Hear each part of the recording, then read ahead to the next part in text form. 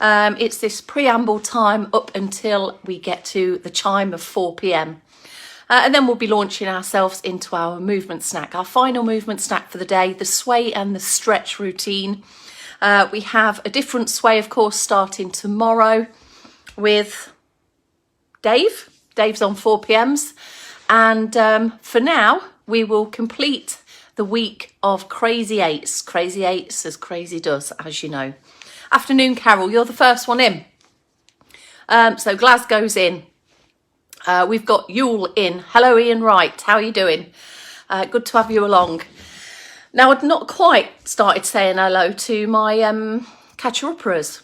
Catcher-uppers, you're the best. You fit us in whenever you like.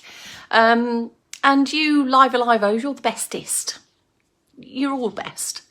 It's really hot in Glasgow today. It has been stifling hot down here today. Got in the car earlier and it was 37 degrees.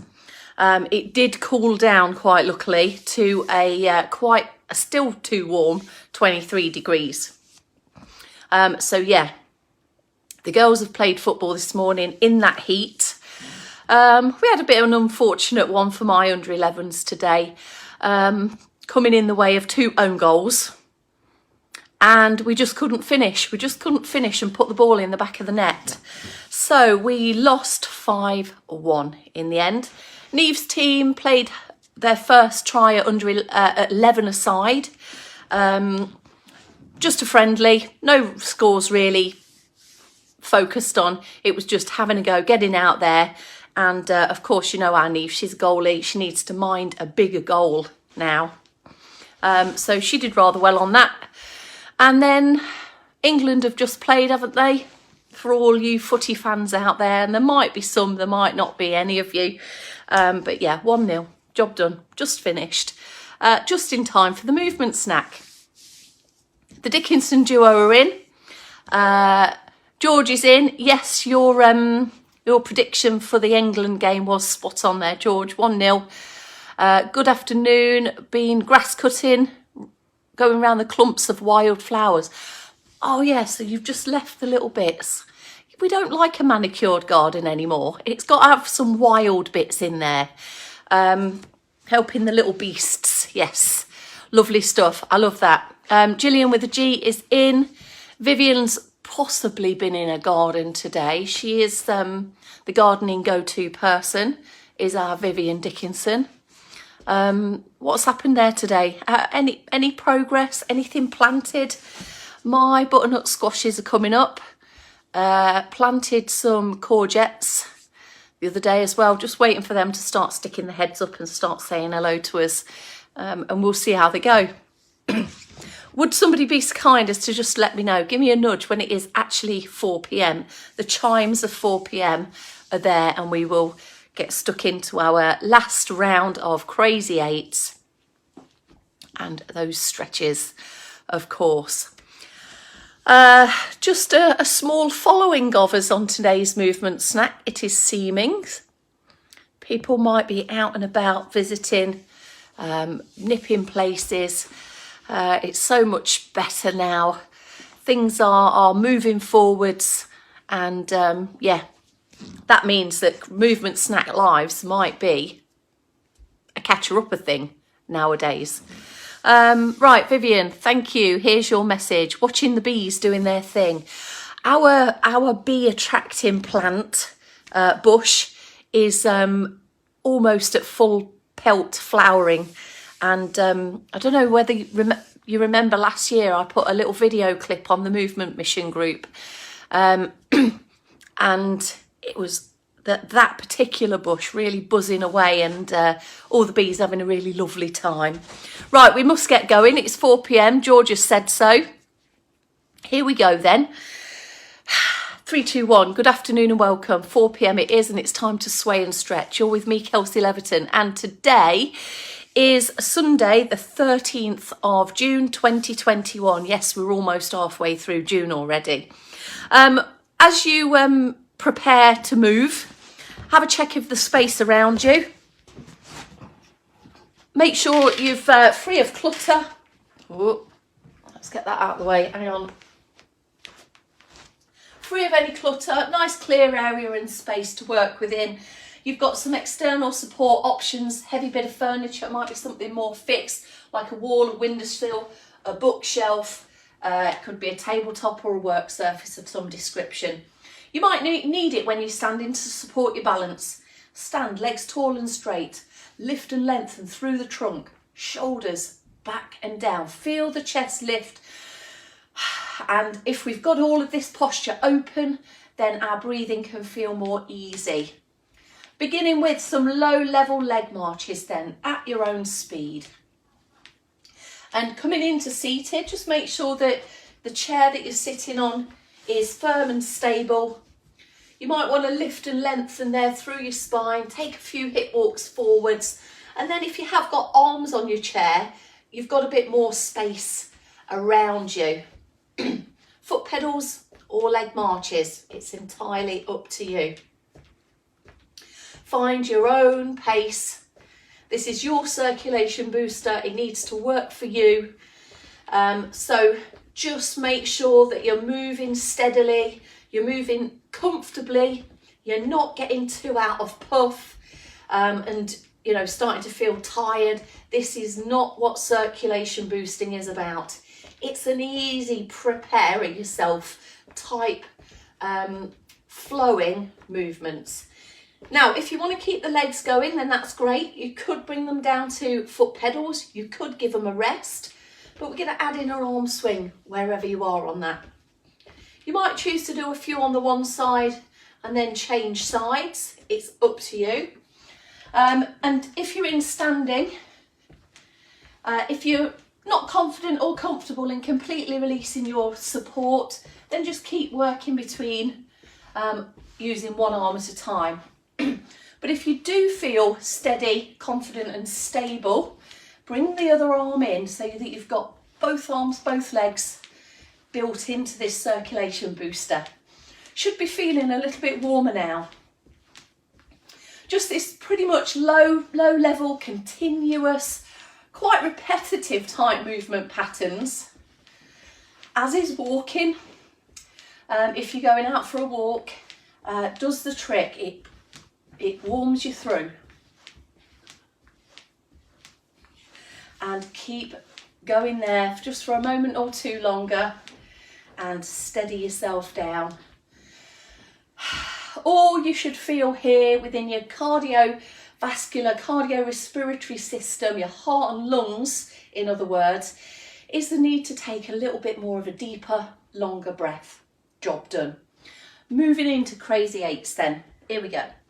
Now, depending on whether you're standing or seated, you can hold on with one side as you work through the figure of eights.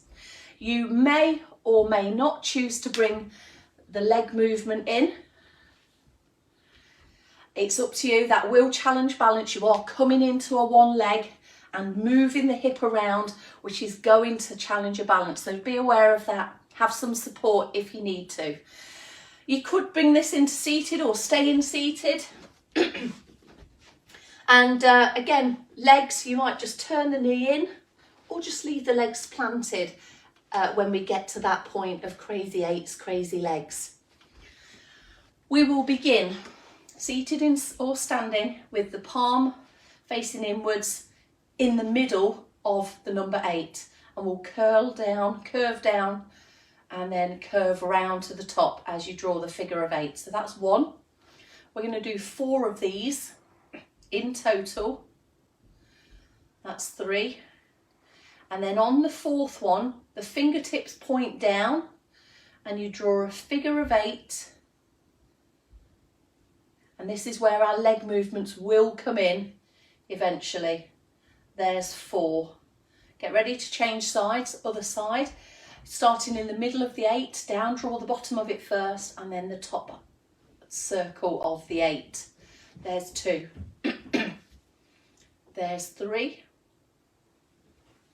And on this last one, point the fingertips down and start to draw and find your way through that second figure of 8. Switching the wrists, switching the forearms, moving through the arm and the elbow. Now across the body you've got 1, 2. There's your figure of 8 across the body. And if you remember yesterday, what we did was we just crowbarred in the 18s and the 81s. So it's up to you first. See if you can bring one arm up and down, floaty up and down, and the other arm drawing through the figure of 8 that we practiced right at the beginning of this. If you can, change sides or take a pause, reset, and then change sides. You might not be able to bring things in both at the same time. You might need to do 1 or 2 upward and downward floats before you feel comfortable and coordinated enough to bring in the figure of 8 itself. Take a pause there. All right, just before we go into that again, let's have a look at what we do with our knees. So we can in, out and step. In, out and step. So what this is a knee in, and it's kind of drawing through a bit of a figure of 8 here as well. I don't know what that hand is doing up here for. Just relax there. Now in seated, you can keep the ball of your foot on the floor and just turn the knee in like so. My ankles are clicking like anything today. That could be your seated knee dip type action. Are we ready? Starting in the centre of your figure of 8. Down, draw the bottom, draw through the top. And if you want to follow your hand with your eyes, with your gaze, then do that if that feels okay for you. Right, this is where we do our knee and leg movements. So drawing in, out. So keep that arm going. So it's same arm, same leg, and then it's opposite arm to leg. Changing sides, bottom of the 8, all the way up, round and over.